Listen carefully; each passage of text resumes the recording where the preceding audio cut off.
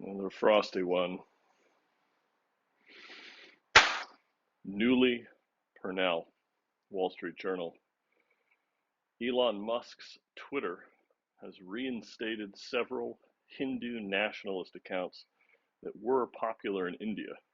Upon returning, some have tweeted material denigrating Muslims.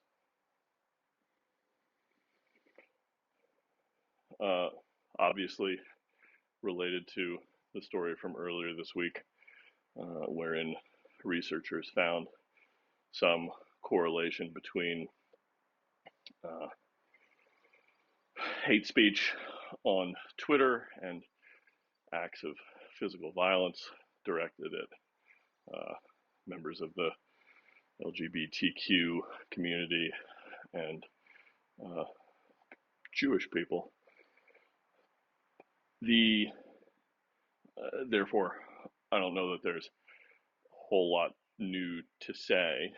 It's not surprising that there are people in the world who still hold prejudice in their hearts. I don't know the more succinct and attempting to be compassionate for having some compassion for every human being.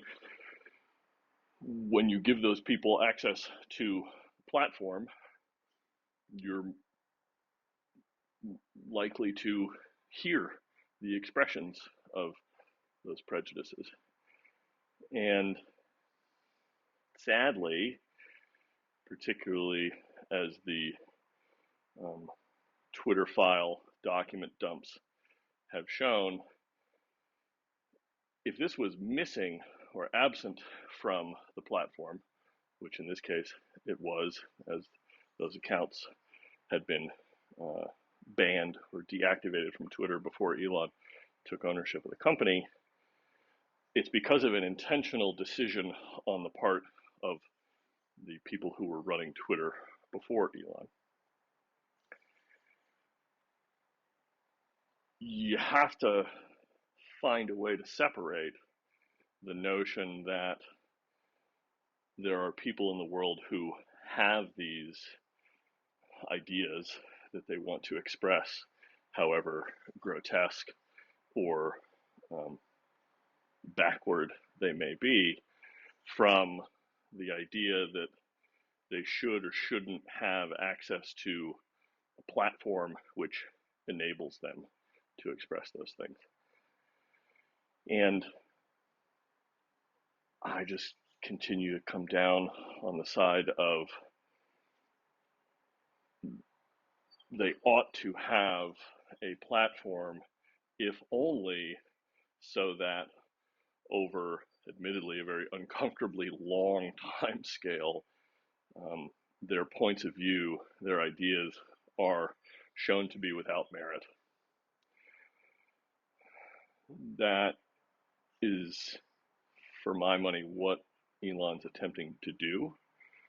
There's certainly a point of view that says that Elon is himself a prejudiced human being, and therefore he doesn't see a problem with allowing prejudiced points of view to have their 280 characters. But the way the First Amendment is written, we don't have a means as a nation to prevent those people from expressing themselves. Does India? We'll see. Akriti Sharma, Reuters. Microsoft resolved a networking issue impacting Teams, Azure, Outlook, and other services, taking them offline in India, Japan, the United Kingdom, and elsewhere for hours. This is the consequence of, well, maybe consequence isn't the right way to phrase it. Let's try phrasing it this way. This is what it looks like to reach the sort of top of the S curve of engineered global scale systems built on all the technology stack that we have to date, which is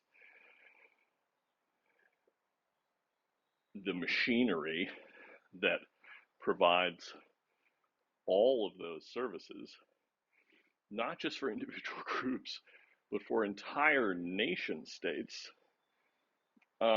falls over because of the nature of complex systems. There will be a bug, and it affects massive numbers of people. There's no indication here how many people were affected, but wouldn't surprise me if that number's in the millions, given the products that are involved and the regions that were affected. I'm certainly not going to stand here and attempt to argue that Web3 fixes this, but in a broader sense, the nature of the systems as they are engineered and are operating today is when something goes wrong, it can affect massive, massive quantities of people. So kudos to Microsoft for, making sure it only, their services only fell down for hours as opposed to days, I suppose. But this is the sort of thing that I hope, give it another 5, 10, 20 years, we'll look back and say, oh, remember when we engineered large-scale computing infrastructure in that way and we had those problems, and we don't today? I look forward to that version of the world. Colin Rosenblatt, NBC News. Wharton School professor Christian Terweiss found OpenAI's ChatGPT was able to pass a final exam for the school's Master's in Business Administration program, scoring between B- and a B.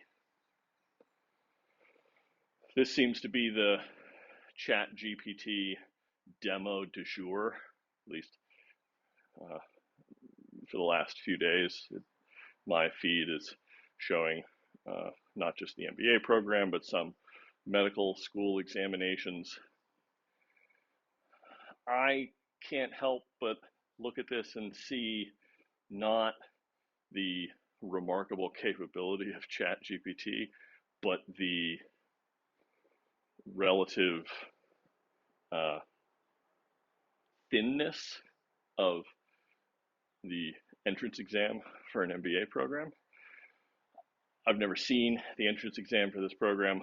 I'm sure it presents a significant challenge to many people and has been a valuable entrance criteria for the administrators of the program. That said, is anyone surprised that when you hand that exam not to an individual human being who's trying to,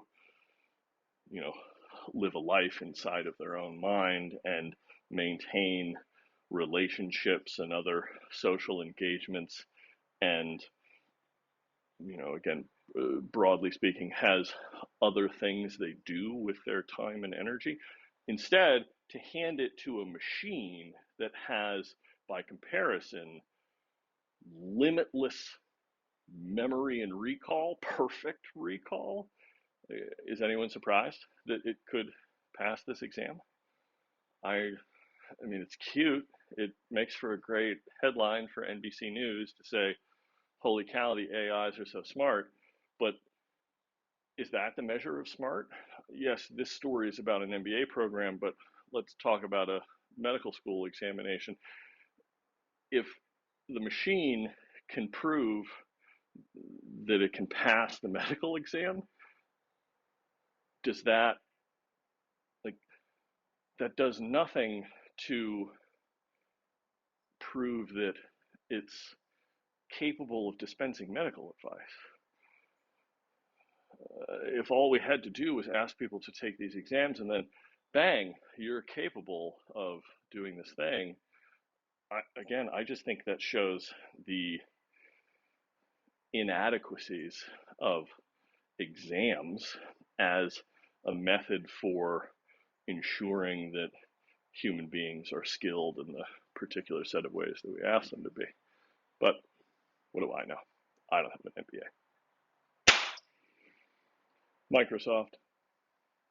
Microsoft reports Q2 revenue up 2% year over year to $52.7 billion. Net income down 12% year over year to $16.4 billion. Dynamics 365 revenue up 21% year over year, and LinkedIn revenue up 10%. Related, Jordan Novit, CNBC. Microsoft Cloud revenue grew 22% year over year to $27.1 billion, including Intelligent Cloud up 18% year over year to $21.5 billion, which was driven by Azure and other cloud services up 31% year over year. Also related, Tom Warren, The Verge. Microsoft reports Q2 devices revenue down 39% year over year. Xbox hardware revenue down 13%. Xbox content and services revenue down 12%. And Windows OEM revenue down 39%. If this is not a ideal snapshot of what is happening in the computing industry writ large, I don't know what is. I don't think you'll find a better snapshot. Growth is slowing. Overall revenue up only 2% year over year. Pretty soon the average human being that reads the news is going to learn what a basis point is. The services businesses, Dynamics 365, if I remember correctly, given Microsoft's naming, that's Microsoft sort of Salesforce competes, their CRM tool. LinkedIn revenue up 10%. Cloud revenue up 22%. Azure and other cloud services up 30%, while every hardware line of business is down. The hardware, at least in the form factors which Microsoft and Windows play in, which is to say gaming consoles to a slight extent, and then traditional laptop and desktop computers, there's not the same level of demand for those things as there was 2 years ago, 4 years ago, 8 years ago. So that is, I think, the relevant story here. We don't need better laptops, or more accurately, the market doesn't appear to want better devices to run Windows.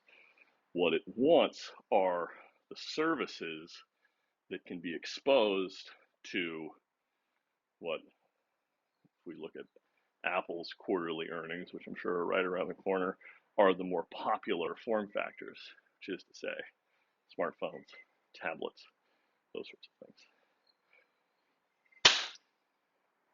Leah Nyland, Bloomberg.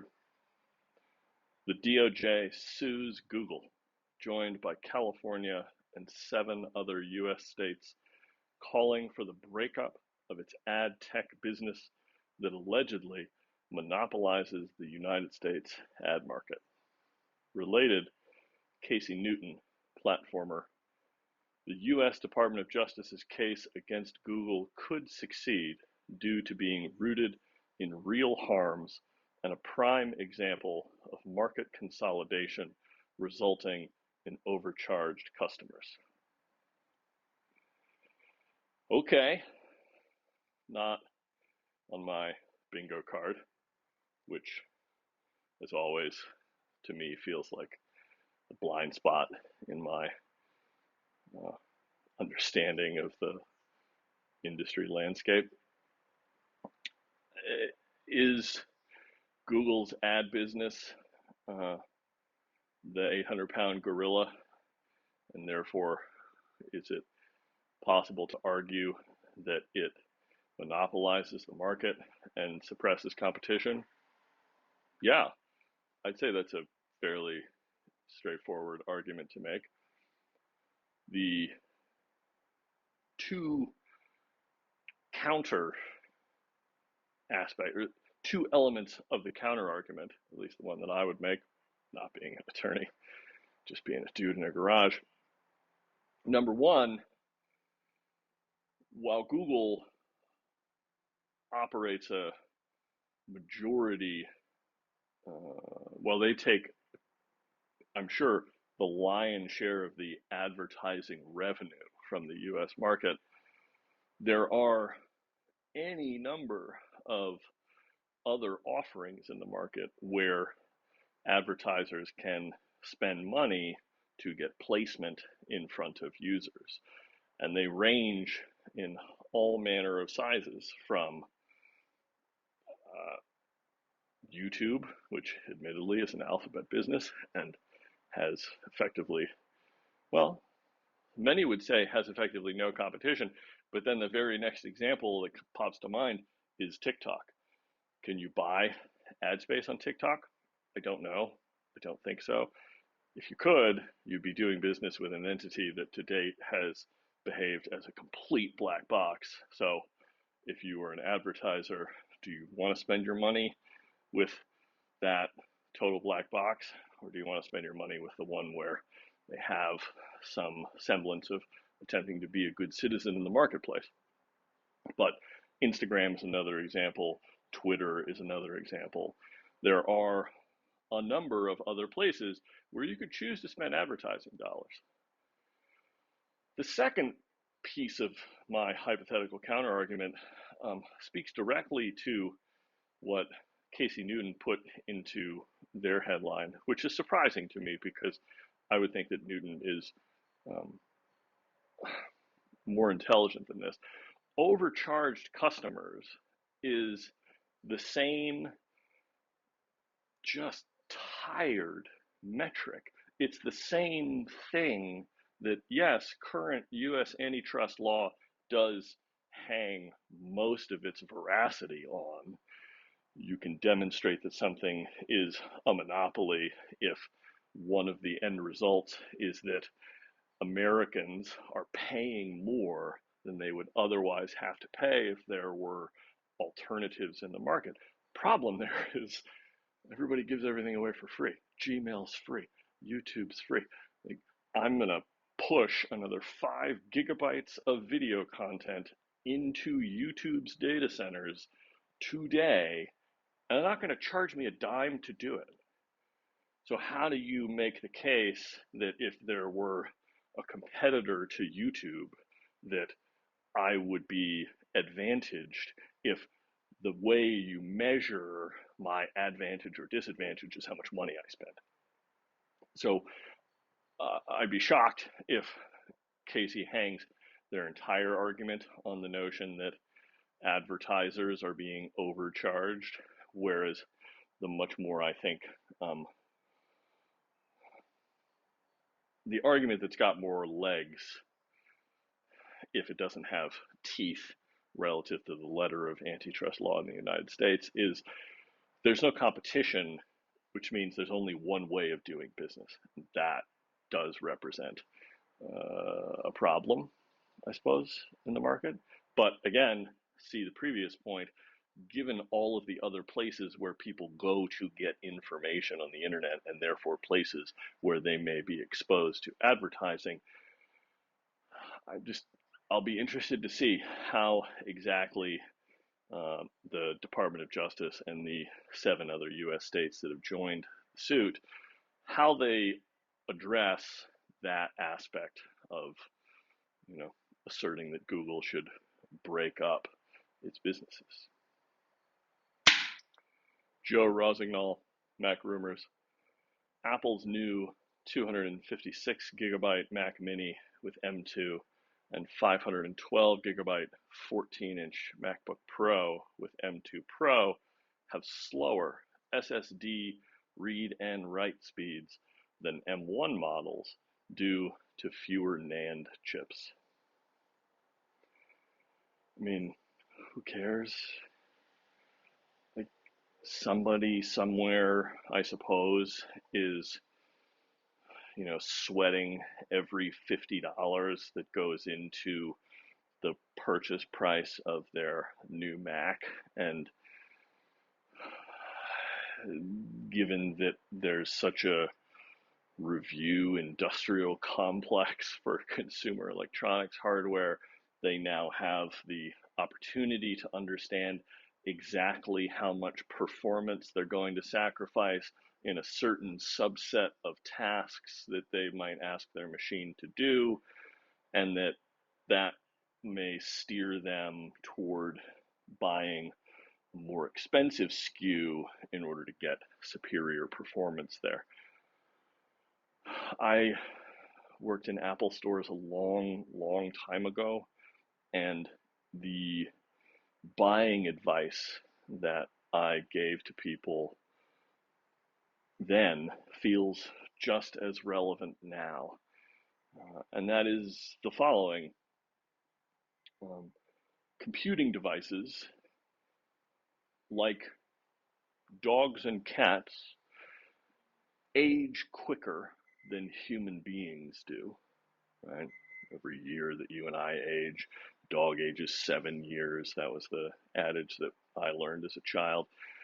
Ergo, the real upper bound of a laptop is 8 years, 9 years. I've seen some examples of people with usable Macs that are 10 years old. You should think of that as a 100-year-old human being. Yeah, it's still alive, and in some cases, it can walk and do all the baseline set of things that the human being does. But what that means is, if you're trying to employ one of these machines to have it operate in aggressive uses or aggressive contexts, and you sort of want to always have a machine that's in the prime of its operating capability, you should probably look to replace it every 3 to 5 years, depending on what you do with it, and most importantly, depending on how much money you can afford to spend every 3 to 5 years. Figure out what that dollar value is and just spend that money on that cycle, and you'll be fine. You'll always have a machine that feels more than capable for whatever you throw at it. That said, if you work for ILM, you're probably replacing your machine more like every 12 months because you can afford to, and because what you're using the machine to do is at the bleeding edge of what computers are used to do anywhere. But for most of us, the notion that the write speed to main storage is slightly less performant on the entry-level models, this is called price anchoring. This is not new. And so I don't see a tremendous amount more to say. Wesley Hilliard, Apple Insider. Apple releases iOS 12.5.7 and macOS 11.7.3 to patch security issues on older devices, including the iPhone 5S and the 2013 MacBook Air, Mac Pro, and MacBook Pro. Here you go. The devices that are being protected from security vulnerabilities are 10-year-old devices this year. That is, I mean, let's put it this way. It would surprise me if a 2013 MacBook Air gets any software updates next year. But I could be wrong, because one of the things which Apple continues to show itself, or one of the ways in which it continues to show itself to be the premier consumer electronics hardware business ever, is that they're still paying attention to 10-year-old hardware that's in the wild. I challenge anybody who uses Windows device or an Android device to find me a 10-year-old device that's still in operation, still in regular use, isn't a, a small form of torture to operate and use, and is still getting security updates. Windows is your best bet here, because if there's any group of software engineers in the world who understand the value of patching old versions of software, it's the Windows engineers. But aside from that, great, okay, safer software. Financial Times.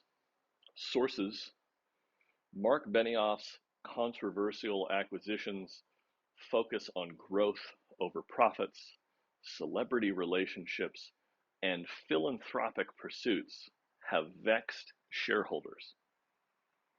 Really? Sources, you say? Anybody want to place bets on who these sources are? I'll remind you that it was just earlier this week that the activist shareholder group Elliott Management took a stake in Salesforce. They didn't just do it this week. I'm sure they've been accruing it over a period of time. But the idea that this is any group of shareholders aside from Elliott Management, I would be quite surprised. Benioff, imposing figure, figuratively and literally. Don't forget. I see that guy, again, knowing or paying very little attention to Salesforce as a business, as trying to build a generational entity, trying to build a GM, a business that will be an IBM, a business that will be around for a century. Why wouldn't he be more interested in growth over profits? Why wouldn't he be interested in philanthropic activity as opposed to a return of value to shareholders? The simplest form of this, it would appear to me, is that, again, I'm presuming it's Elliott Management who's complaining about these things. Maybe I'll be shown to be incorrect, but for the sake of conversation, Elliott Management took an ownership position in Salesforce, and they'd like to see a return on that money sooner than Mark Benioff appears to be interested in facilitating. Whose problem is that? They're going to attempt to make it Benioff's problem. I don't see that working out so well. Mitchell Clark, The Verge. Twitter for web no longer defaults to the algorithmic feed and remembers which timeline the user had open last. The update is coming to iOS and Android, quote unquote, soon. It's a nice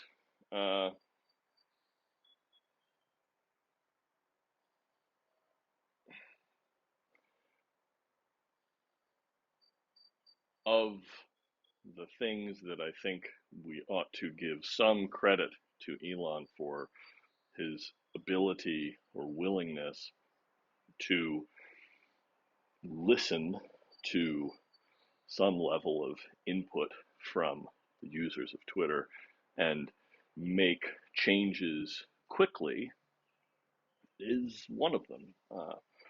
I personally think that on a long enough time scale, we're all going to wind up with an algorithmic feed.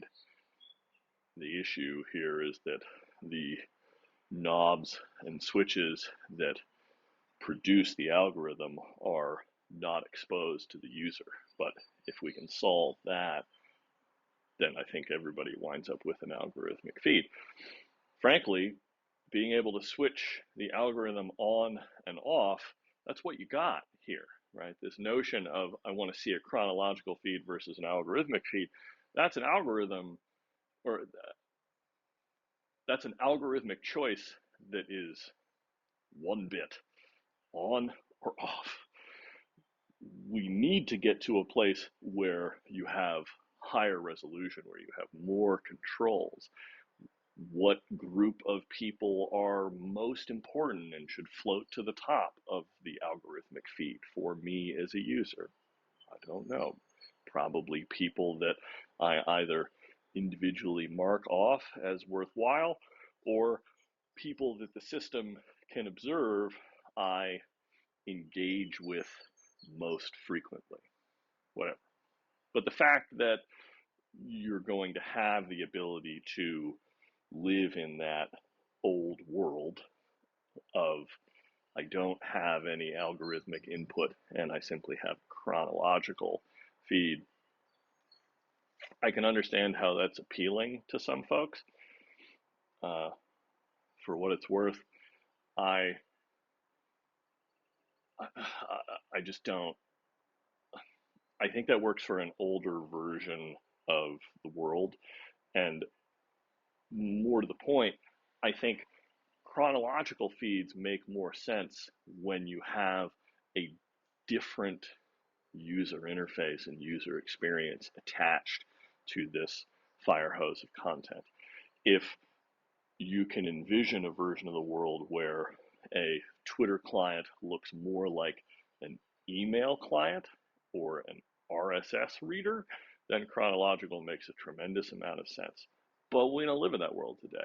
We currently live in a world where the only clients for consuming tweets are made by Twitter. And in that world, I encourage everybody to just learn to love the algorithmic timeline. Prem Thacker, New Republic. Twitter reinstates Holocaust denying white supremacist Nick Fuentes, who tried skirting his ban, called Hitler, quote unquote, really fucking cool, and is banned elsewhere. As I said earlier this week, these are points of view which I believe history has shown and will continue to show are without merit, to say nothing of being ignorant of the experience of people who are still alive today. I know people personally who were born in camps, not camps operated by the Nazis, but camps of people who were displaced by the Nazis. This is a real thing. It's painful for tremendous numbers of people all over the world. The issue here is it would seem to be the opinion of many people that if you consider Hitler to have been really fucking cool, and if you deny that the experience of people who lived through the Second World War is inaccurate or fictitious or didn't happen, what do we do with you as an individual, right? From the perspective of society at large, what should we do? It would appear that some group of people think that we should strip you of your ability to express yourself anywhere. And I just don't think that that's an effective way to deal with it, frankly. I don't want to live in a world where people are roaming around expressing the points of view that Mr. Fuentes is expressing, but I can't prevent them from expressing those views while also sort of respecting their rights under the First Amendment.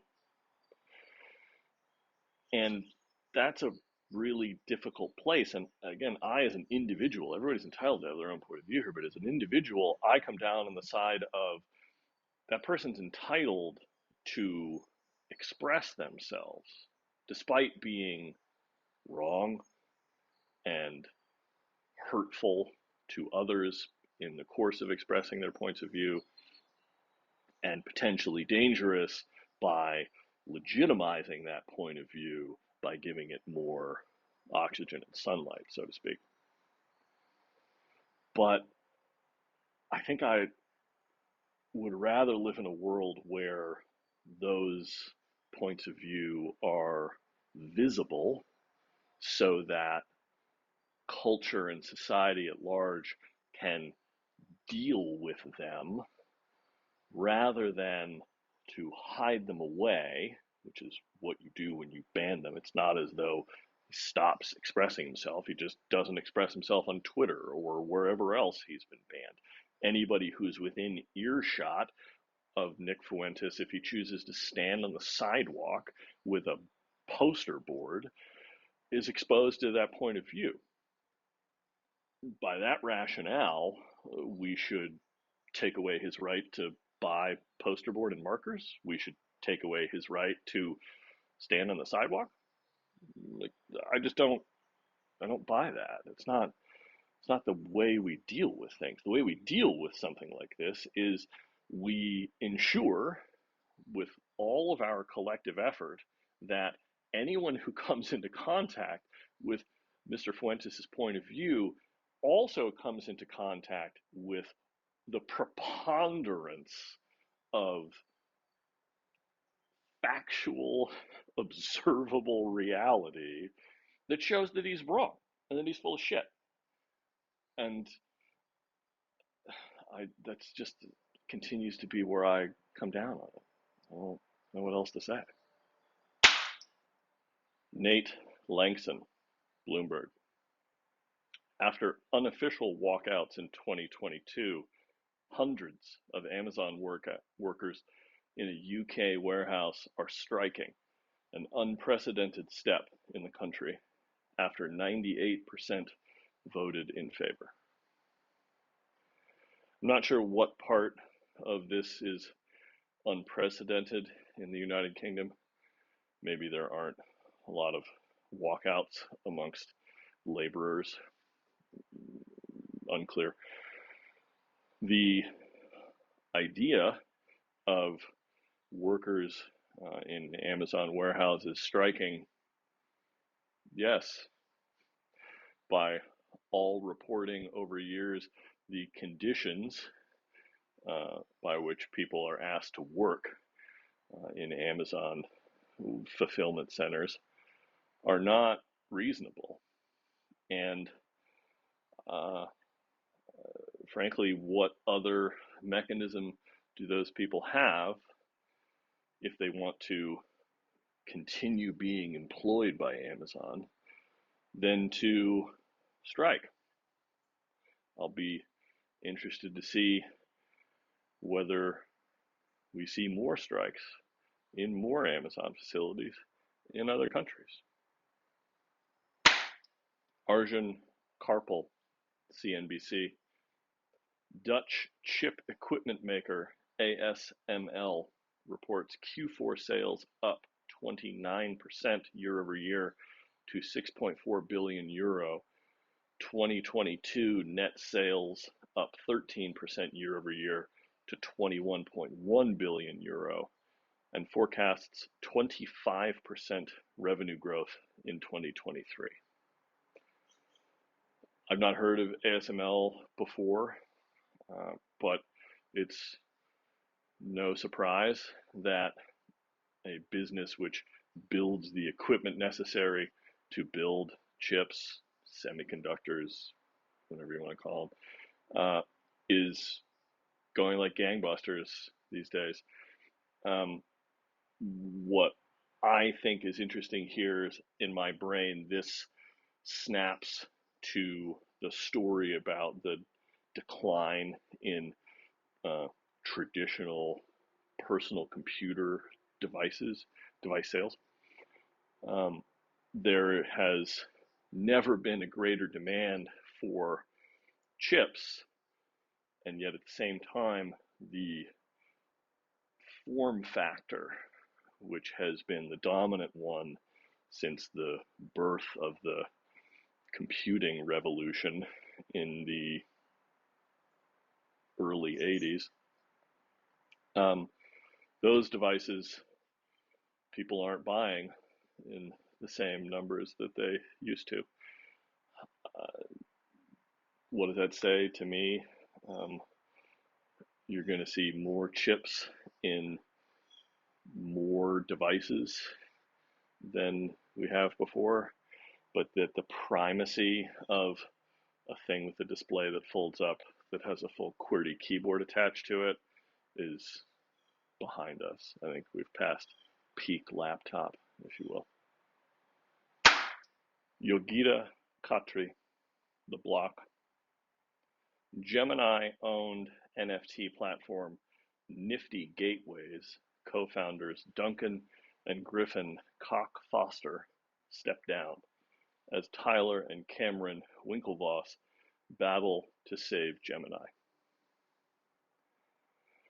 Crypto Malarkey, admittedly fairly low in the stack today, so rock and roll. I don't know what more to say aside from the Winklevosses' second turn as luminaries of the Bitcoin and cryptocurrency revolution would appear to be in some degree of jeopardy. NFT platforms, I feel like I've said enough on NFTs in the past, but the succinct version, a token that is unique and cannot be easily interchanged with other tokens, is a thing that is going to provide meaningful innovation, improvement, evolution to how we use digital systems as we move forward. I mean, nobody calls it this, but if you got a boarding pass to get on an airplane, it's effectively a non-fungible token. You can't exchange your boarding pass with somebody else's and get on the same plane because it's bound to you. It's got your name on it, right? Say what you will about what the average gate attendant is going to do in terms of enforcing the non-fungibility of a boarding pass. But the idea that those things, that those characteristics should be machine readable and understandable, it's a good thing. Are NFTs as they currently exist useful? People are still trading baseball cards, man. Like, I saw someone in my Twitter feed, crying over the fact that a TSA agent, to speak of air travel in the United States, cracked open the protective casing around an original sealed copy of a Pokemon video game for the Game Boy. And the person who posted this apparently lives in a world where the fact that that version of the Game Boy game cartridge was a limited run because the color on the piece of paper that was inserted into the game cartridge casing was a rare color and it had never been opened, that it had a street value of 3,000 US dollars. I don't believe that thing is worth $3,000, and I can line up a couple thousand people in the next 2 hours who would agree with me. But the point is, somebody does. And that's, I think, where NFTs are today, by and large. 9 out of 10 of them only hold value amongst the, relatively speaking, very small culture of people who believe in the consensual hallucination of their value. But that doesn't mean that there won't ever be an NFT which is believed to hold value amongst a lion's share of people on the internet. So, it's a bummer that the NFT platform that the Winklevosses have been backing appears to be in trouble. But that's crypto malarkey for you. Alexander Martin, The Record. Riot Games says the company won't pay a ransom after hackers exfiltrated source code for League of Legends, Teamfight Tactics, and, quote unquote, a legacy anti-cheat platform. I don't follow closely the world of cheating at online video games, but I am familiar with at least the basic mechanics of sort of bug bounties or other categories of computer security, crowd-funded computer security programs. I'll be curious to see whether the next turn of this particular story about Riot Games shows that the community is not at all happy that the bounty won't be paid. Some group of people managed to, big word here, exfiltrate, which is to say, take out of secure storage, in spite of whatever security measures may exist, the source code, maybe not entirely, but partial source code for very popular video games.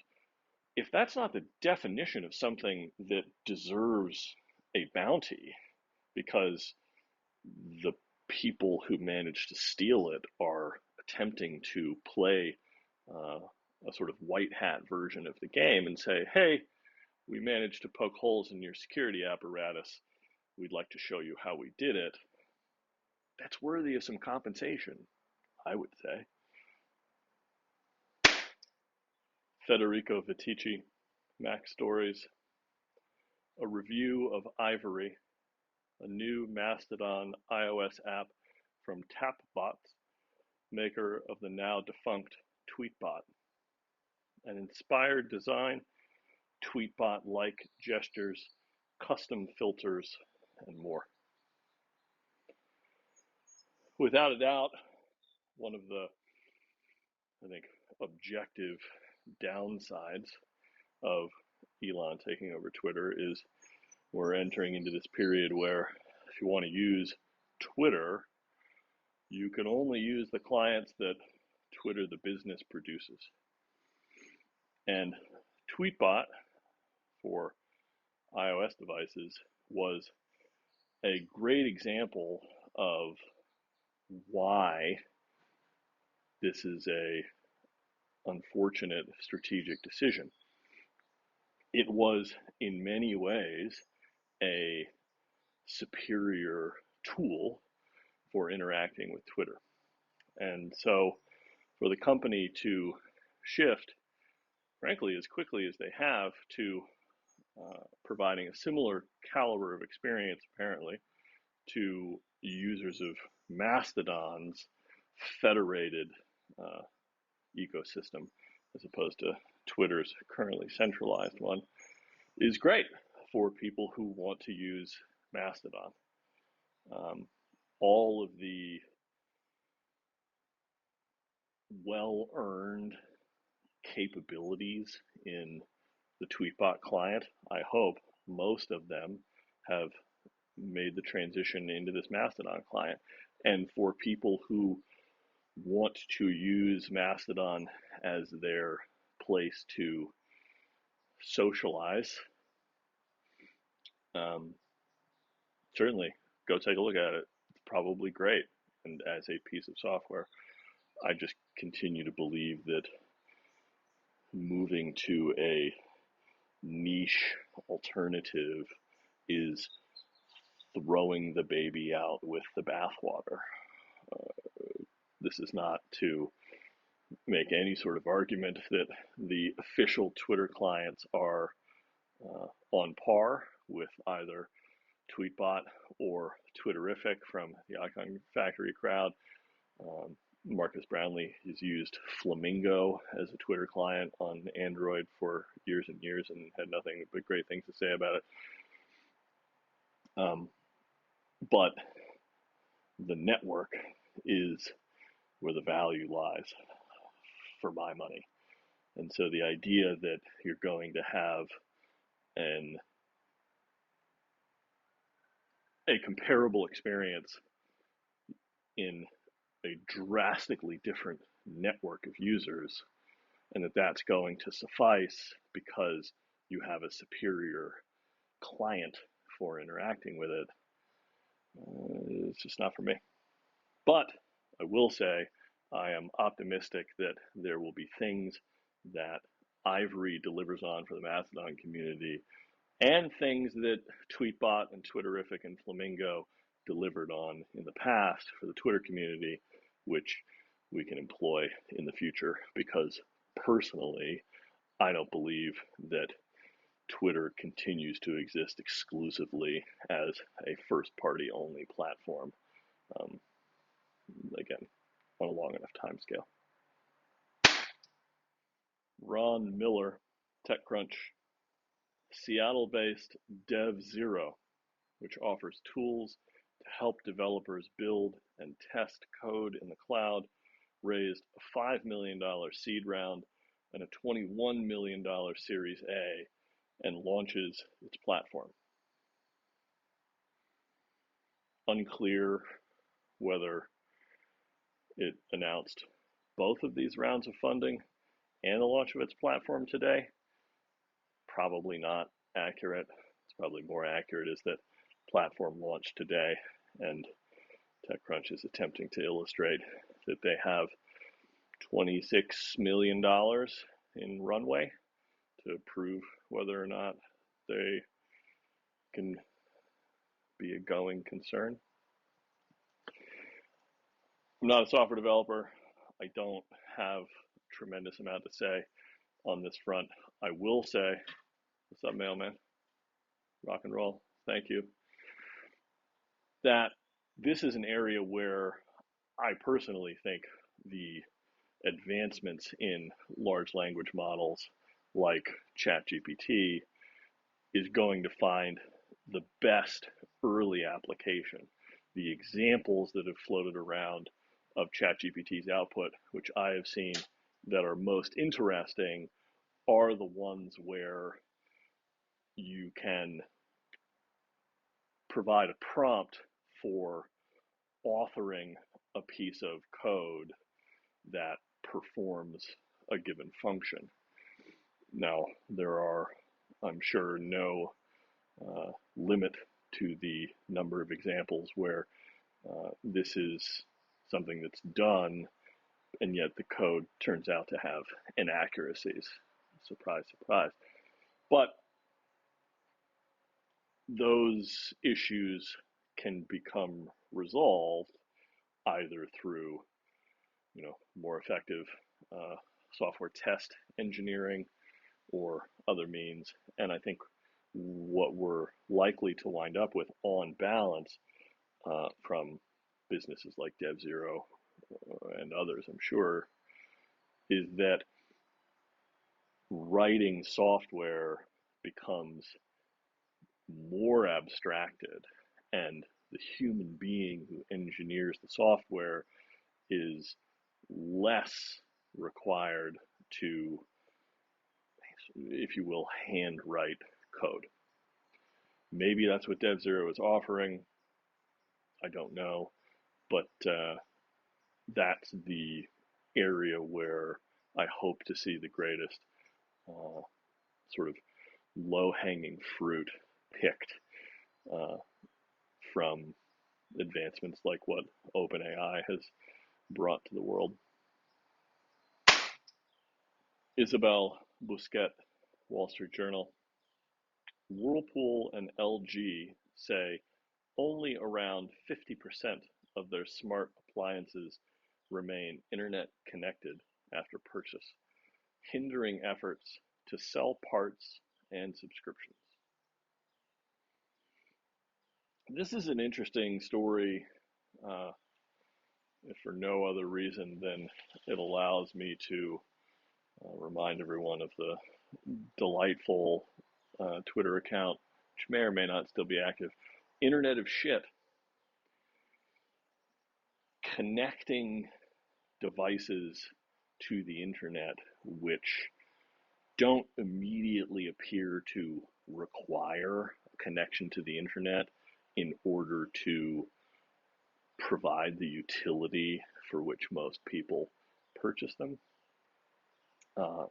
has a long and storied history of lameness. Maybe that's a reasonable word here. Do you want to connect a device to the same network that every other computing device in your home uses if that device has limited capability for you as the end user to understand how it is secured, for example, so that you might ensure that the ability for bad actors to gain access to other devices on your network is not enhanced by the introduction of a smart home appliance. I don't know how well Whirlpool or LG have engineered their products or how seriously they take the notion of those products being compromised. I can understand the appeal, even from the perspective of a consumer, of having my major appliance purchases be able to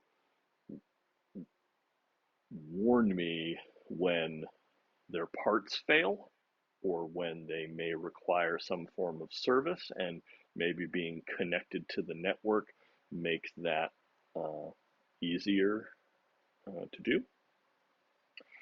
But again, you're talking about a thing that keeps your perishable items cold or washes your dirty clothes.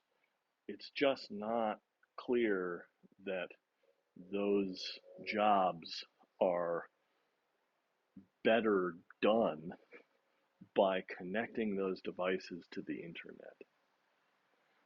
I last night was sitting with my partner watching a Bill Burr stand-up comedy special, and one of the things that he pointed out is that he bought a television which was so smart that he couldn't turn it on because all the lights in the room where the television was in are off, and that apparently the television used that to determine that no one must be in the room because all the lights are off, ergo the input from the remote control to turn the panel on must be some sort of false input and should therefore be ignored. Like, build better utility, build better reasons to connect your appliances to the internet, and I imagine you can drive that number up beyond 50%. Will Knight, Wired. The Brookings Institution. From 2008 to 2021, Chinese companies accounted for 201 facial recognition tech export deals, followed by United States companies with 128 deals. This is an interesting observation. I guess it should come as no surprise that the leading market that as measured by exports of technology for facial recognition is run by a government that does not value individual liberty and privacy to the same extent that the United States does. So it's good that we're number two. I don't imagine that we surpass China at any point. Again, if for no other reason than if you're in the market, what can Brown do for you? If you're in the market for facial recognition technology, are you interested in the best facial recognition technology or the best facial recognition technology which values individual liberty and privacy? You want the one that just does the job you're hiring it to do, which is whose face is this? Have we seen this face before? So I would be surprised if Brookings comes back at some point in the not too distant future and tells us that this ranking has changed. And aside from that, maybe we should all get comfortable with painting our faces. But seriously, that's all I've got to say.